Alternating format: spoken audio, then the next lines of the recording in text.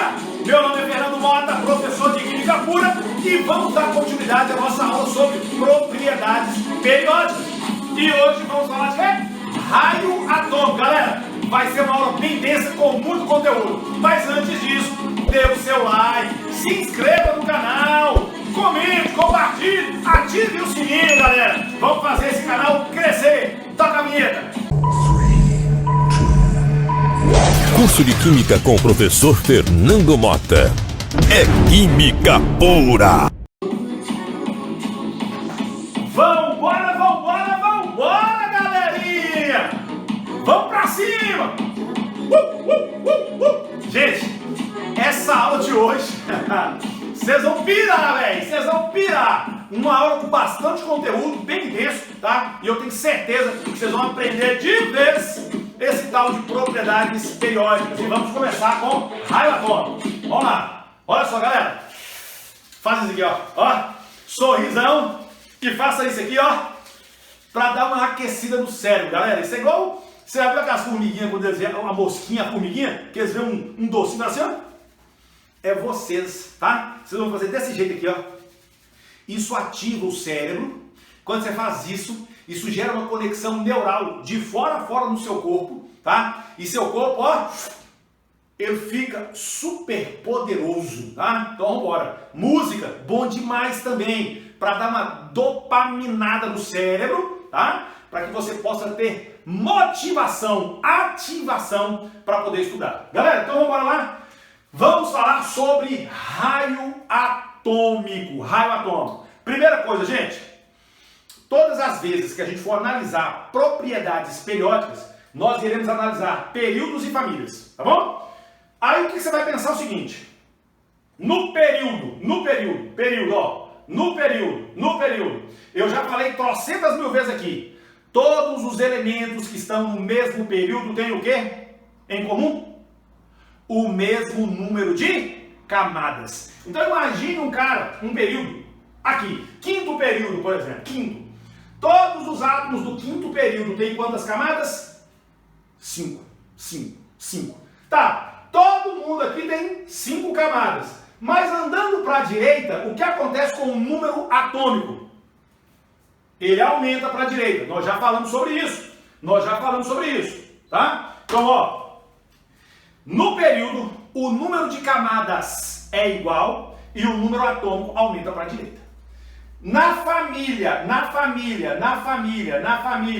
o número de camadas é igual? Não. Ela vai aumentar ou ela vai diminuir para baixo? O número de camadas vai aumentar. 1 camada, 2 camadas, 3 camadas, 4 camadas, 5 camadas, 6 camadas, 7 camadas, correto? E o número atômico para baixo aumenta. Perfeito, ótimo. Então vamos embora lá. A gente sempre vai pensar sempre na família e no período para falar sobre propriedades periódicas. Primeira propriedade, raio atômico. Gente, de forma bem singela. O que é raio atômico? É a medida do tamanho do átomo. Tá? De forma bem singela. Raio atômico é a medida do tamanho do átomo. Perfeito? Ok. Agora, do mesmo jeito que vocês estudam na matemática, você tem a circunferência, do centro até a superfície limite, você tem o que a gente chama de raio. A ideia é a mesma. Porém, é o seguinte, galera, um átomo não é uma esfera rígida.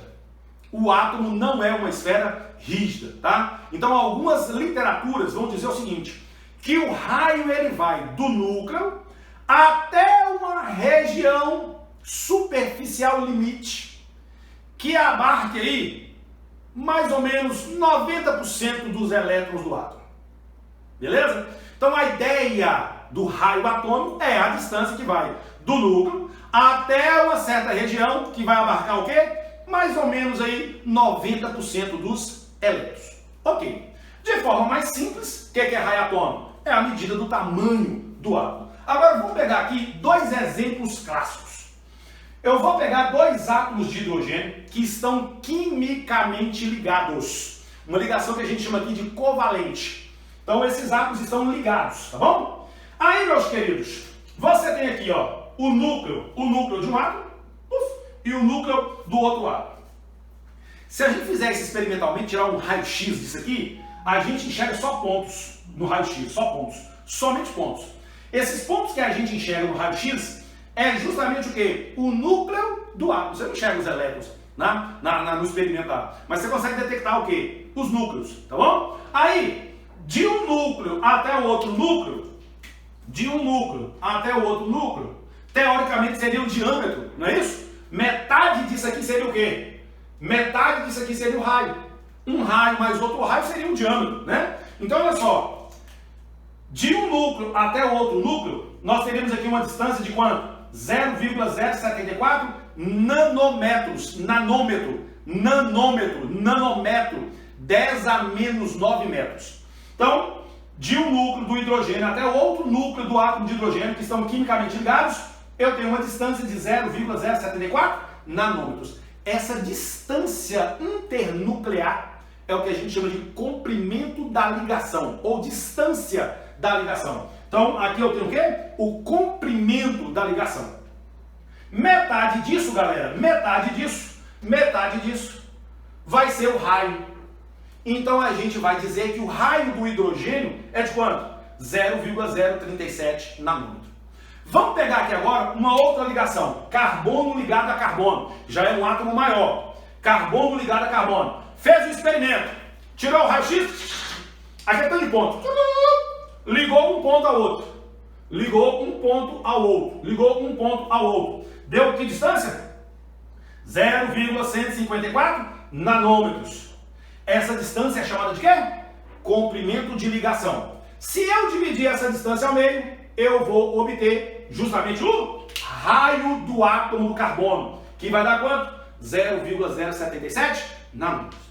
Então veja bem, normalmente então, como que se detecta, tá, experimentalmente o raio dos átomos? Dessa maneira, faz o raio-x, tá? Pega um ponto ao outro ponto, que seria o núcleo com o núcleo, divide por 2, você acha o raio. Porém, meus queridos, olha só que interessante. Imagine um composto desse tipo.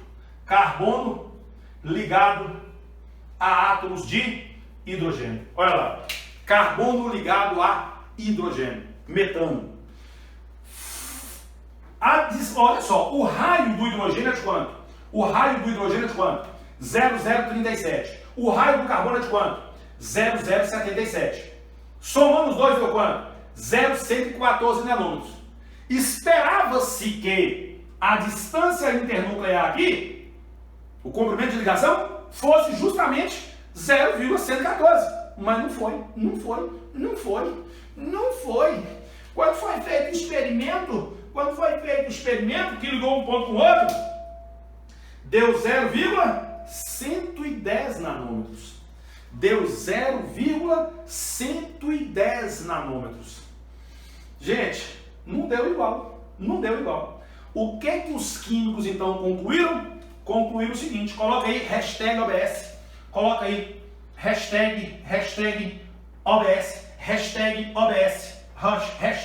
OBS. O raio efetivo, olha lá, o raio efetivo de um átomo não é constante. O raio efetivo, ou seja, o que efetivamente é, não é constante. O raio efetivo de um átomo não é constante. Como assim, Mota? Não entendi. Se o hidrogênio tivesse ligado ao hidrogênio, teria dado um comprimento de 0,074. Ou seja, o raio seria 0,37. Se você ligasse carbono com carbono, o comprimento de ligação aqui daria quanto? 0,154. E o raio? A metade. 0,077. E o comprimento aqui de hidrogênio ligado a carbono deveria ter dado 0,114 e não deu. Isso significa então que o raio de um átomo ele vai sofrer variação dependendo com quem ele estiver ligado. Vai depender de outras circunstâncias, tá? O átomo, portanto, não é uma esfera rígida, imutável. Esse raio ele pode variar de acordo com quem ele estiver. Olha só que doideira. Então a gente vai dizer o quê? Que o raio efetivo do átomo não é constante. Justamente por quê? Porque o raio do átomo vai variar de acordo com quem ele estiver ligado, de acordo com o tipo de ligação. Perfeito? Ótimo. Já caiu em vestibulares, tá? Já caiu em vestibulares, isso aqui, ó. Te deu esse desenho e perguntava para você qual era o comprimento da ligação. Para essa questão feita de forma errada, porque induz o aluno, tá, a uma concepção errada, a resposta foi justamente 0,114. Opa, 0,114. O que na realidade não é. Tá? Mas para essa prova, a gente teria, infelizmente, que dividir por 2, pegar esse valor, dividir por 2, pegar esse valor e somar para achar a resposta da questão que estava errada. Por quê? Porque o raio efetivo do átomo não é constante. Ele pode o quê? Variar de acordo com quem ele está ligado. Gente, infelizmente tem muitas questões erradas em vestibulares, no Enem, tá? E isso atrapalha. Ô cachorrada, sossega, minhas cachorras. Então o que acontece? Muitas questões erradas e isso atrapalha o aprendizado do aluno. E mais infeliz ainda é o professor que força dizer que a questão está correta só mesmo para acertar o gabarito. Gente, nossa, vocês não têm noção, tá? Eu não quero falar mal de ninguém aqui não, mas eu estou te dizendo que infelizmente tem muitos professores que acabam forçando o gabarito daquela questão só para dizer que acertou a questão, tá? Mas a questão está errada. O que eu quero que vocês entendam? Nós estamos aqui num processo de aprendizagem, tá? O aprendizado se dá no caminho. Aqui no processo de aprendizagem eu posso errar à vontade. E é errando que a gente aprende. Agora, lá na prova do vestibular do Enem, o meu intuito, o meu objetivo, o seu objetivo não é aprender. O seu objetivo lá é acertar a questão. Por mais que a questão esteja errada, você vai procurar o quê? Acertar. Marcando a que está mais correta ou a que está menos errada. Perfeito? Porque lá não é momento de aprender. Lá é momento de buscar a classificação. Tá certo? Beleza. Agora olha só. Um outro ponto importante aqui é o seguinte. Um outro ponto aqui importante é o seguinte. Quer ver? Deixa eu apagar aqui, ó. Veja aí que eu vou apagar. Veja aí. Quem quiser printar, que printa, tá? Quem não quiser que printa, que não printa. Então, printa. Vamos embora. Olha aqui. Presta atenção. Eu vou fazer isso aqui agora, ó. Vou apagar aqui. Vou aproveitar esse espaço aqui, ó. Veja bem. Deixa eu fazer uma coisa aqui pra vocês. Olha. Deixa eu pegar um outro apagador aqui pra ficar melhor de bom. Olha lá. Deixa eu apagar isso aqui tudo. Preste atenção. Imagine que vocês tivessem isso aqui, ó.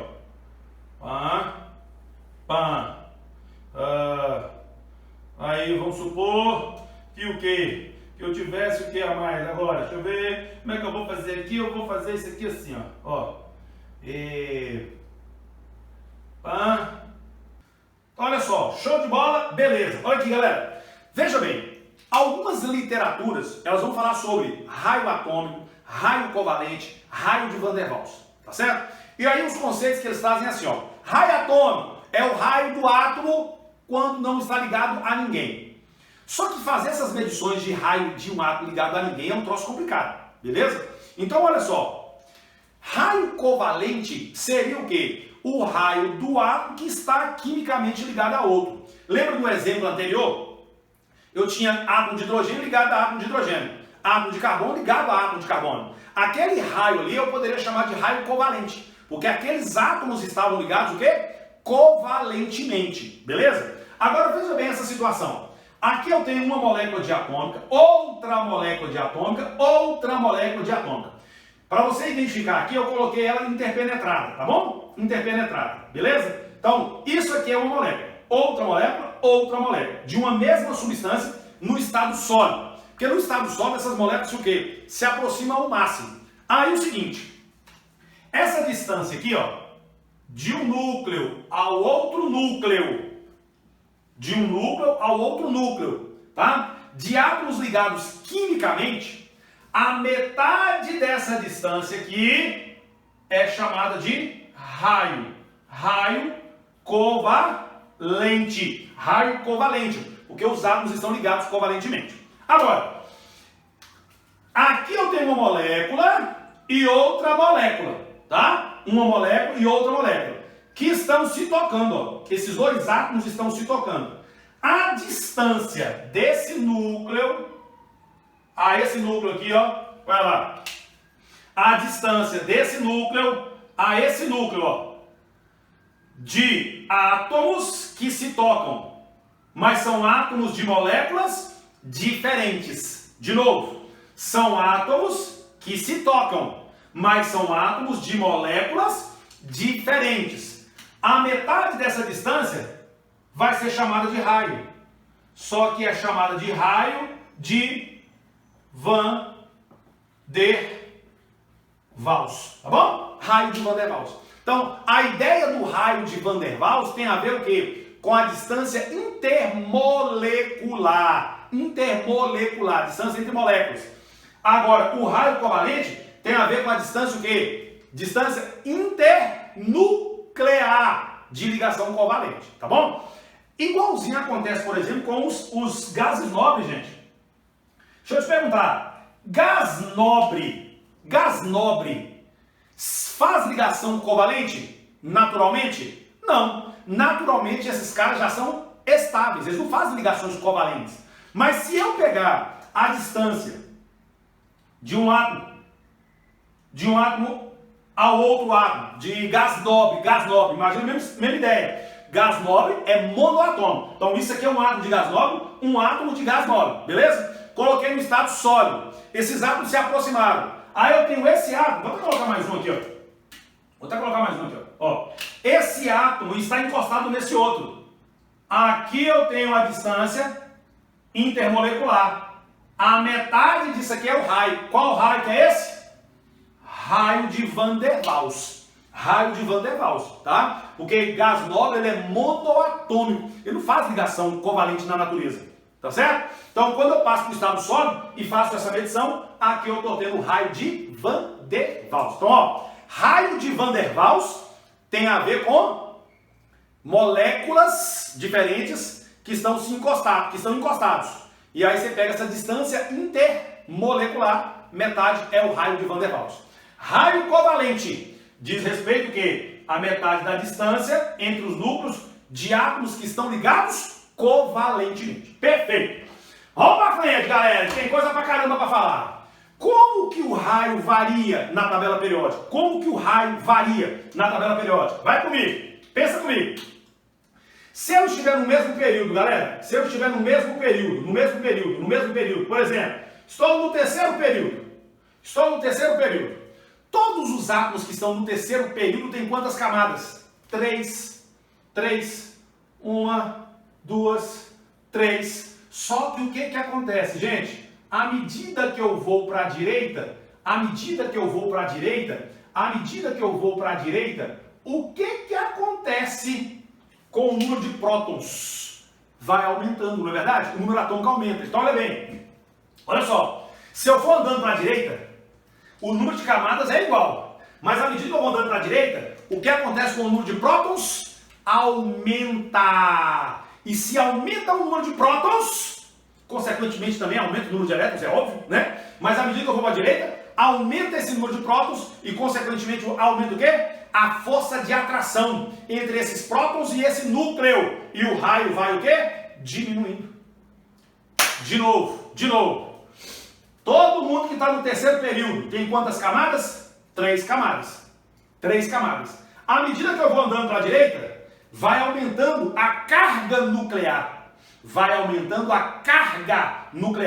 À medida que eu vou para a direita, Z aumenta e aumenta a carga nuclear. Só que o que acontece? Ao aumentar essa carga nuclear e essa quantidade de elétrons, mas continua sendo 3 camadas, aumenta a força de atração desse núcleo pelos elétrons. E o raio diminui. Então, o raio diminui para a direita. Logo, na tabela periódica, o raio aumenta para a esquerda. De novo, bebê, de novo. Presta atenção, menino, presta atenção, menina. Estou no mesmo período. Número de camadas? é igual, o número de camadas é igual, 3 camadas. Só que para a direita, aumenta a quantidade de prótons, aumenta a carga nuclear, aumenta a força de atração pelos elétrons e o raio diminui. Show de bola? Agora, e para baixo? Vamos analisar a família. Se eu estiver descendo, o que vai acontecer com o número de camadas? Vai aumentar. Ó, era uma camada, agora são 2 camadas, agora são 3 camadas. O que está acontecendo com o raio? O raio está aumentando. Então, o raio aumenta para baixo, tá? Essa é a análise que nós iremos fazer. Então, o raio vai aumentar para baixo. Por que o raio vai aumentar para baixo? Porque vai aumentar o quê? O número de camadas. Motinha, mas para baixo também não aumenta Z? Aumenta. Não vai também aumentar então a carga nuclear? Vai. Ué, não vai aumentar então a força de atração do núcleo pelos elétrons? Vai. Ué, mas não deveria diminuir? Não. Porque as camadas que vão aparecendo são mais intensas para o tamanho do átomo do que essa atração, tá? Então, para baixo, vai aumentando o número de camadas e o raio vai crescendo. Perfeito? Então, quando a gente estiver analisando família, galera, a gente vai analisar justamente isso, o número de camadas. Perfeito? Então, como que ocorre a variação do raio na tabela periódica? Ela aumenta para a esquerda e aumenta para baixo. Por que aumenta para baixo? Porque aumenta o número de camadas. E por que aumenta para a esquerda? Porque no período para a esquerda, o número de prótons diminui, a carga nuclear diminui e diminui essa força de atração entre o núcleo e os elétrons. Então o raio ele é maior para a esquerda. Perfeito? Agora veja bem, 2 conceitos importantes aqui. Efeito de blindagem e carga nuclear efetiva. O que é carga nuclear? Ué, é a carga do núcleo. É a carga do núcleo. 1 próton, 2 prótons, 3 prótons, 4 prótons. À medida que vai aumentando o número de prótons do núcleo, aumenta a sua carga nuclear. E o que seria efeito de blindagem? Efeito de blindagem é um efeito protetor entre os elétrons. Com relação a quê? A atração do núcleo. Olha só que doido. Pensa aqui comigo. Olha só. Eu tenho esse núcleo aqui, ó. Esse núcleo está atraindo os elétrons que estão nesse nível. Beleza? Ok? Sim ou não? Imagine que não existisse essa segunda e essa terceira camada. Não existisse. Imagine que não existisse. Então eu tenho um núcleo puxando esses elétrons da primeira camada aí. Suponhamos que agora eu tenho elétrons na segunda camada. O fato de eu ter elétrons nessa primeira camada aqui, ó, essa primeira camada vai proteger a camada de fora. Vai blindar. O que é blindar? Blindar é proteger. Esse núcleo, ele não vai atrair esses elétrons aqui, ó, com tanta intensidade, se não tivesse essa camada cá aqui com elétron, se não tivesse. É mais ou menos assim, ó. Imagine vocês na sala de aula lá e as carteiras, aquelas filinhas lá de carteira, beleza? Eu vou atrair os meninos que estão na primeira fileira, eu vou atrair com muita intensidade. Perfeito? Para eu atrair, para eu puxar os meninos que estão na segunda fileira lá, ó, vai ser mais difícil, porque essa primeira fileira vai me atrapalhar, eu puxar. Ou seja, essa primeira fileira ela vai blindar a segunda, ela vai dificultar o processo atrativo, tá? Então olha só, tá aqui, olha só, esse professor que eu vou puxar os meninos que estão nessa carteira, eu puxo fácil. Mas para eu puxar essas daqui, vai dar mais trabalho. Porque essa fileira está atrapalhando. Então a ideia é mais ou menos essa, tá? Os elétrons que estão aqui vão blindar os que estão aqui. Que vão, por sua vez, blindar também os que estão aqui fora. Olha lá que doido. O que acontece? Os elétrons de uma camada protegem os elétrons dessa camada com relação à atração nuclear. Isso é o que chama de efeito de blindagem. Eles vão blindar, porque elétron com elétron se repele, eu tenho uma repulsão eletrônica aqui, tá certo? Esse núcleo vai querer atrair, mas não vai atrair tão fortemente, porque esses elétrons estão protegendo. Então, isso é efeito de blindagem. É um efeito protetor entre os elétrons, a atração nuclear. E o que é a carga nuclear efetiva? É a carga nuclear menos o efeito de blindagem. Ou seja, é a carga que está efetivamente conseguindo atrair os elétrons. Isso aqui pode ser calculado, tá bom? Mas não vou dar nem a forma de cálculo disso aqui não, tá bom? Porque não faz sentido, beleza? Vocês têm que saber o seguinte, que a carga nuclear efetiva é a carga nuclear menos o quê? Esse efeito de blindagem. Agora pensa aqui comigo. Pensa aqui comigo, vou fazer aqui, ó. Pensa aqui comigo. Eu tenho essa configuração eletrônica aqui, ó. 1s2, 2s2, 2p6, 3s2, 3p6, 4s2. Olha só. Olha só. Veja bem. O que está acontecendo aqui, ó? O que está acontecendo aqui, ó? Eu tenho o núcleo, eu tenho a primeira camada. Perfeito? Olha só. Imagine, tá? Eu andando para a direita, no nível. Imagina eu andando para a direita no nível. E esses elétrons vão aumentando. Porque eu estou aumentando esse número atômico e o número de elétrons, tá? Lembra que os átomos estão em ordem crescente de número atômico. Em ordem crescente de número atômico. Então tá bom. 1s2, tá? 1s2. Eu tenho a camada 1 com 2 elétrons. Perfeito. Camada 1 com 2 elétrons. Camada 1 com 2 elétrons. Aumenta a partir. Aí. 2s2. Eu tenho então agora o quê? A camada 2. Com quantos elétrons? Com 2. 2p6. Eu estou na camada 2 com 6 elétrons. 1, 2, 3, 4, 5, 6 que entrou. Eu te pergunto. Esses elétrons já estavam aqui, não estavam? Já tinha 2 aqui, não tinha 2 aqui? Tinha 2. Na hora que aumentou o outro, esse número de elétrons mudou? Não, continuou 2.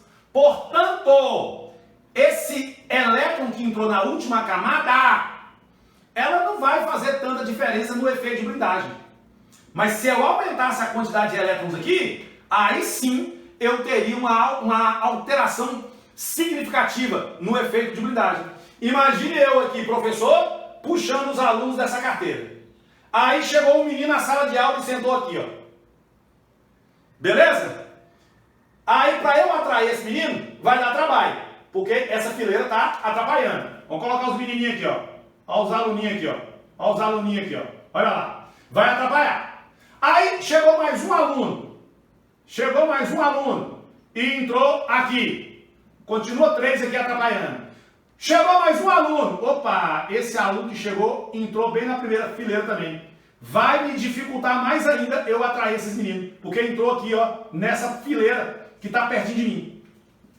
Todas as vezes que os elétrons entrarem antes da última camada, o efeito de blindagem ele vai ser mais intenso. Vai acompanhando. 2p6, 3s2. Olha lá. 3s2. Entrou 2 elétrons aqui. Cadê? 3p6. Tá vendo que o elétron está entrando? 2, 3, 4, 5, 6. Está entrando na última camada?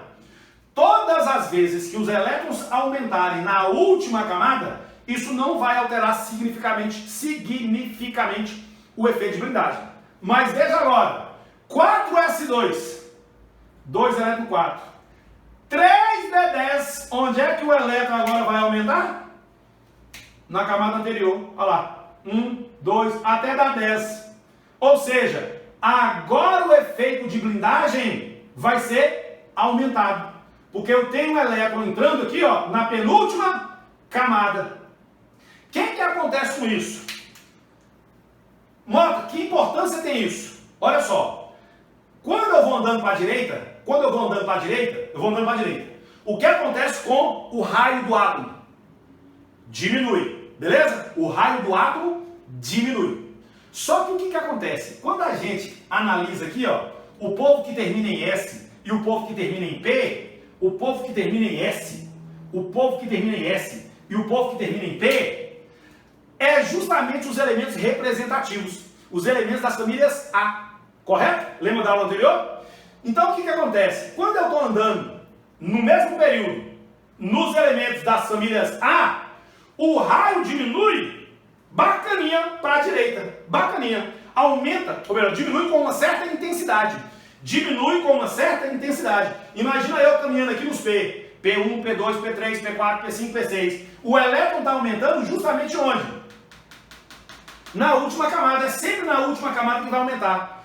Que não aumenta a intensidade do efeito de blindagem. Então o raio diminui com uma certa intensidade. Mas quando eu entro no polvo que termina em D, que são os elementos de transição, o polvo da família B, o que acontece quando eu chego no polvo da família B? A galera da turma D. O elétron a mais que aparece, não aparece na última camada. Ela aumenta na penúltima. E isso faz com que o efeito de blindagem seja intensificado. E aí o raio que deveria diminuir com uma certa intensidade, diminui com menos intensidade. Diminui com menos intensidade. Justamente porque houve um aumento do efeito de blindagem. Agora imagine quando chega no F. Imagine quando chega no F. Olha só. Quantas aqui? 6. 1, 2, 3, 4, 5, 6. Quando chegar no F, que é aqui, por exemplo, a camada, a sexta camada, esse elétron que vai aumentar onde? Na 4, 6, 5, 4. Vai aumentar aqui, ó. Quantas? 14? Meu Jesus Cristo. Repare que está aumentando a quantidade de elétrons, só que agora está aumentando na antepenúltima camada, que está mais perto do núcleo, e, portanto, o efeito de blindagem vai ser muito mais intenso. Vai ser muito mais intenso. Aí você tem aqui o quê? O N-2F. E aí, meus queridos, a contração vai ser muito menor, que é o que a gente chama de contração lantanoídica. Contração lantanoídica. Contração lantanoídica. Então veja bem, de novo, papai, de novo. Efeito de blindagem é a proteção que os elétrons exercem com relação aos outros elétrons contra quem? A atração nuclear.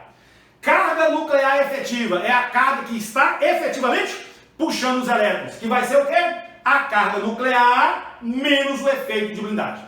Como que o raio varia no período? Diminui para a direita.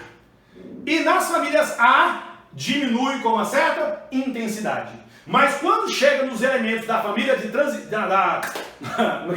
os elementos da família D, transição externa, essa contração ela é menor, menos intensa. E quando chega nos elementos de transição interna, essa contração ela é menos intensa ainda. Devido ao quê? Ao aumento do efeito de blindagem. E nesse caso a gente chama isso aqui, ó, de contração dos lantanídeos. Contração lantanoídica. Beleza? Galera, show de bola. A bateria aqui acabou. Não vai ter som, deixa eu ver. Vai ter somzinho bem fraquinho, que a bateria arriou. Galera, beijo no coração de vocês e até a próxima aula, onde nós vamos falar sobre raio iônico. Até mais. Curso de Química com o professor Fernando Mota. O curso completo que te prepara para qualquer desafio.